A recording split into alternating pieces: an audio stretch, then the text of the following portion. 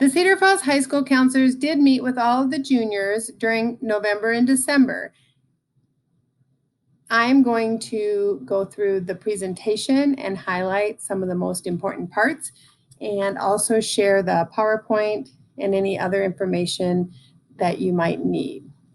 So the first thing we did was talk about who your school counselor was, which hopefully all the students know who their school counselor is.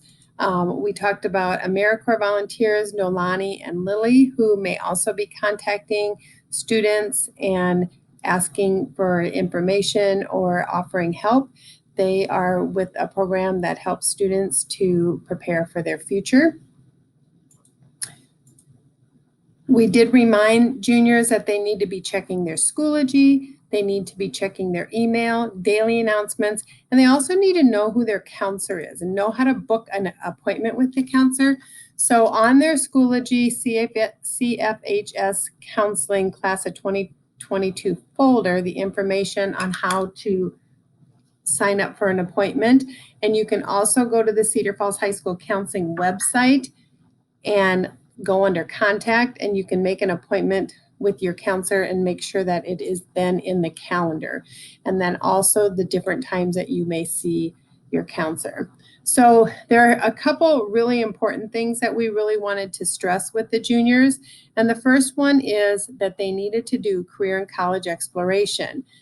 And we're going to talk more specifically about college representatives, college visit days, Zello junior tasks, job shadows, and then course selection for next year, because this is important too. As students prepare for after high school, they need to be thinking about classes that they are going to take during their senior year.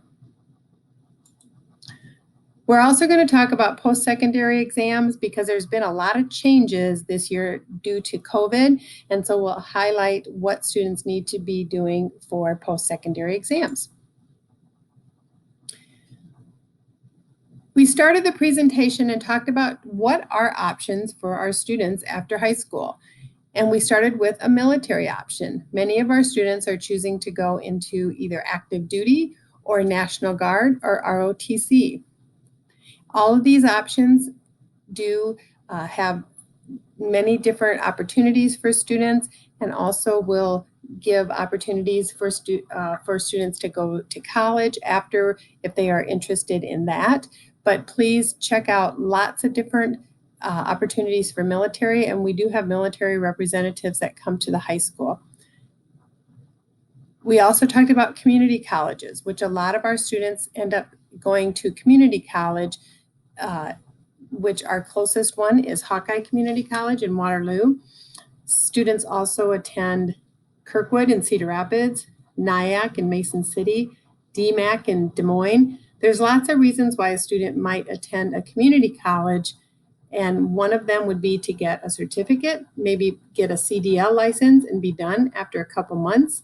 They might also go for a 1-year program or a 2-year program, or they might go for 2 years and get their gen eds done to transfer to a 4-year college.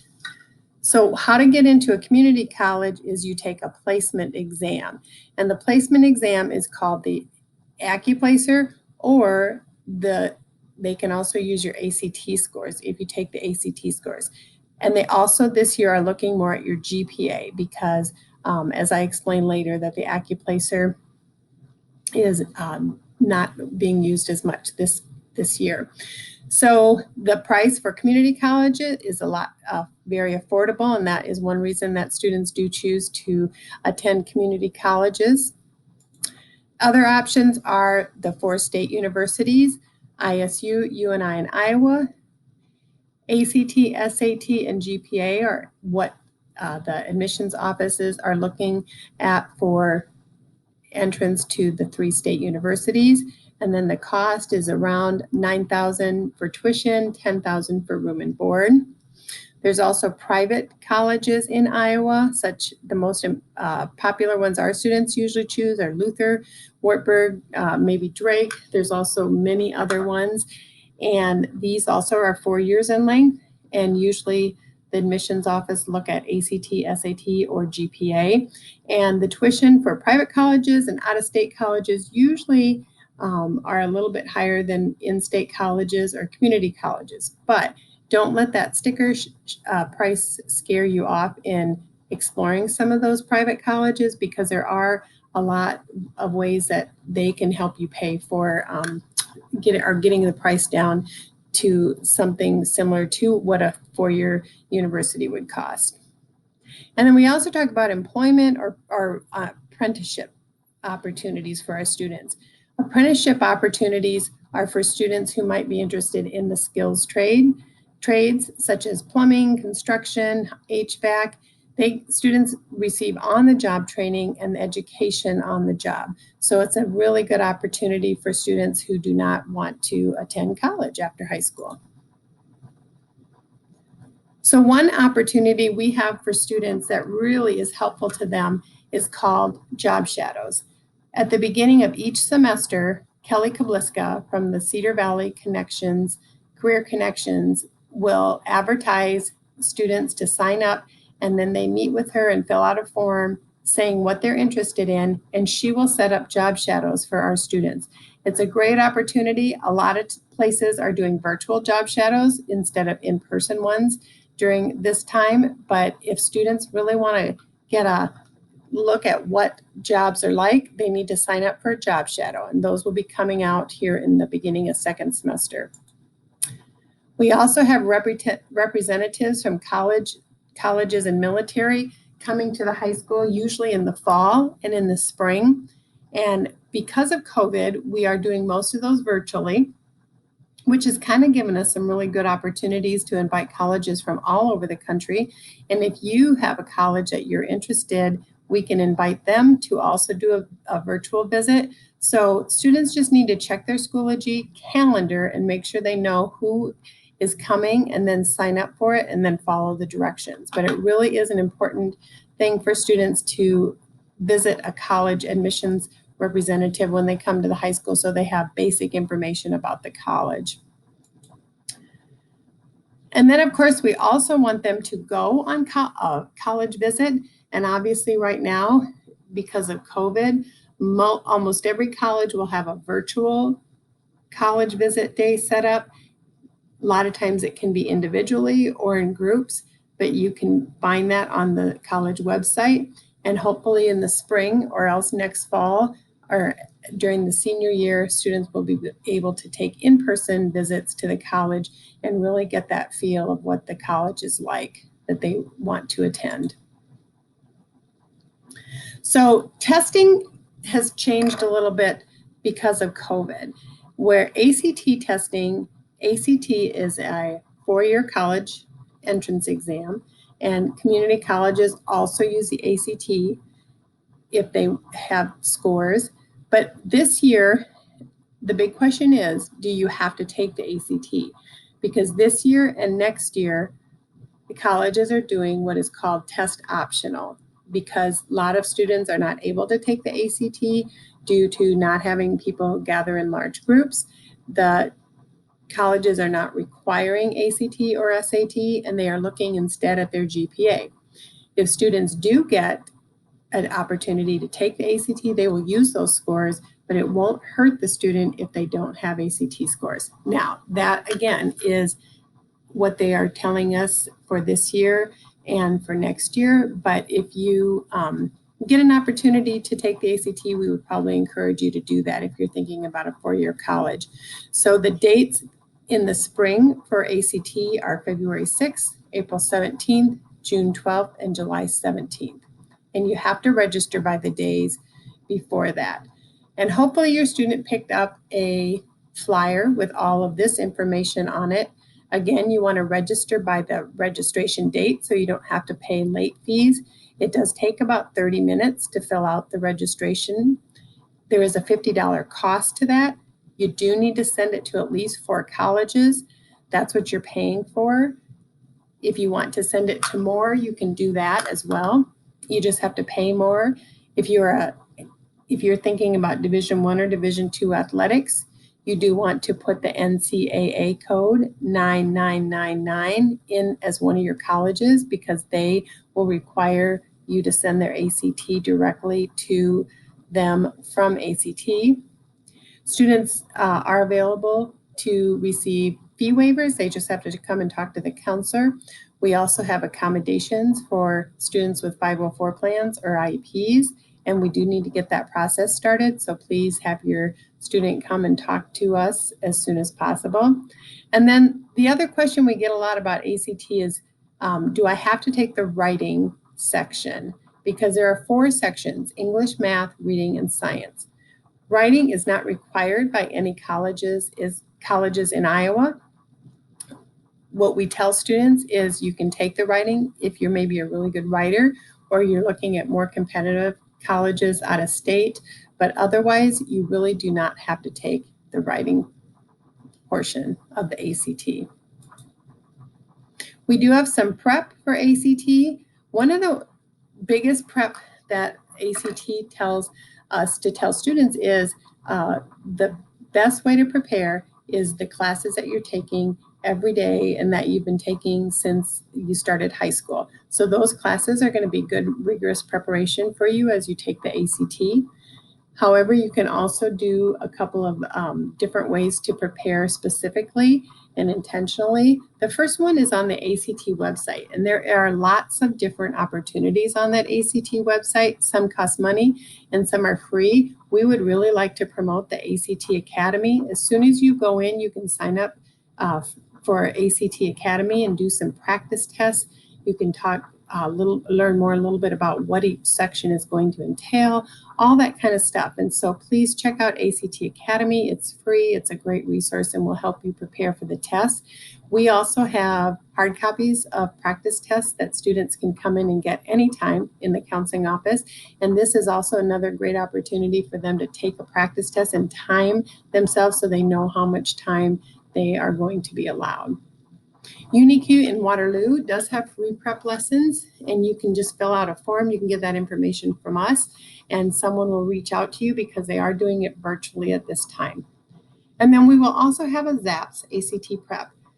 The ZAPS ACT prep is a 5-hour training during the school day.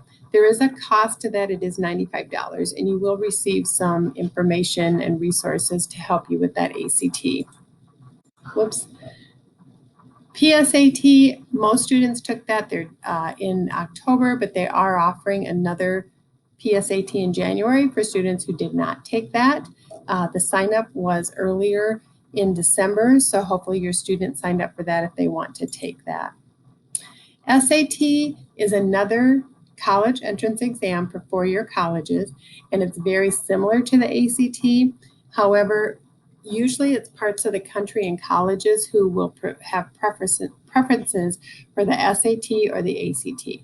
Most of our Midwest colleges will prefer the ACT. However, you can take either one, and the SAT is offered at the dates below.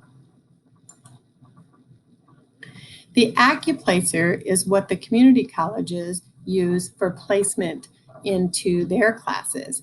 And so usually we give the whole junior class the AccuPlacer, but again, due to COVID, we are not doing that. And what the Hawkeye Community College is using for placement into classes is GPA. And so if you have a 2.8 GPA, you do not have to take the AccuPlacer for community college placement, or for next year as a senior, if you're taking Comp 1, Composition 1, or Intro to Statistics, which do have a prerequisite of an AccuPlacer score. But if you have a 2.8 or above, you don't have to take the AccuPlacer. If you don't have a 2.8 or above and you would like to take the AccuPlacer, you just have to schedule a time with your counselor and we can set that up. The ASVAB is a military entrance exploratory exam. We actually give that each year. We gave that in December and we'll be offering it again next year. It does give great information about what your strengths are and what you might want to be looking at in terms of jobs for the military, but also for civilian jobs. And students are not, there's no obligation for military if you take the ASVAB, and it just is another way to kind of figure out some things about yourself to help you make some of those choices. So we do have a couple of really important meetings.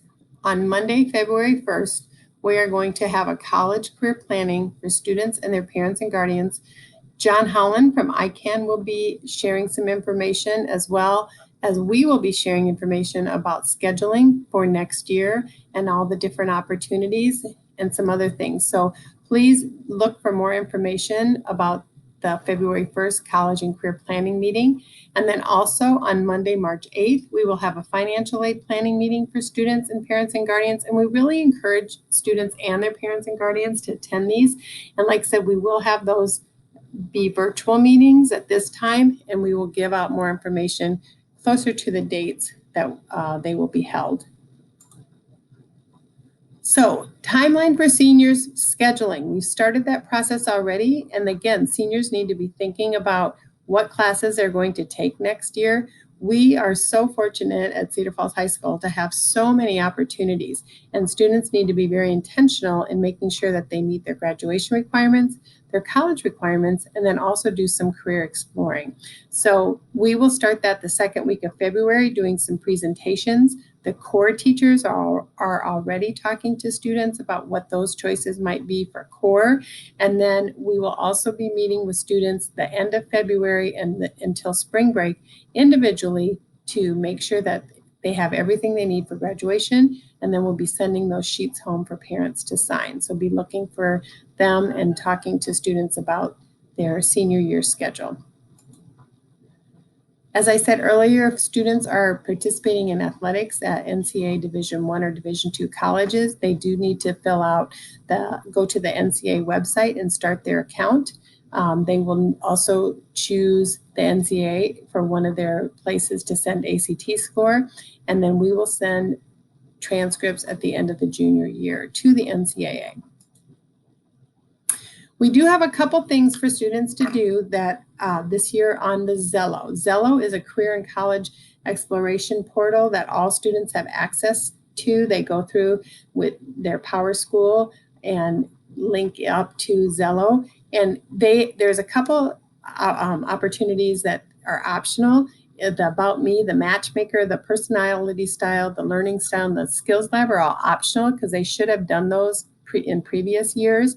We do want them to go in and save at least 3 to 5 careers and 3 to 5 schools if they're thinking about college. This will help next year when they're seniors, because then we can go to those colleges and be able to send transcripts and know what colleges students are looking at. And then we are also asking the students to do 2 core lessons. One is choosing a college and one is career demand. And those are going to give us some really good information about give students really good information about what factors should they look at when they choose a college, and also how does the demand for certain careers play into the decisions. So those are going to be required. Lily and Nolani are going to share information about them. We're going to skip through that right now.